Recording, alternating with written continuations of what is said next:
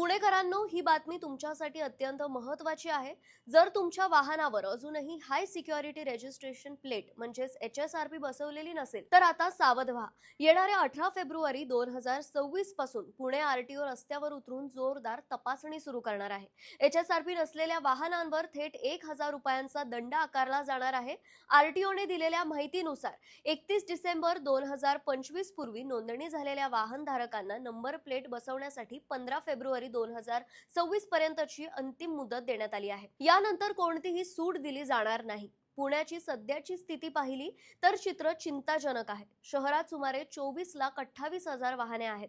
त्यापैकी केवळ 8,57,000 वाहनांनी म्हणजेच फक्त 35% वाहनांनीच आतापर्यंत HSRP बसवली आहे. उर्वरित 15 लाखांहून अधिक वाहने अजूनही नियमबाह्य आहेत.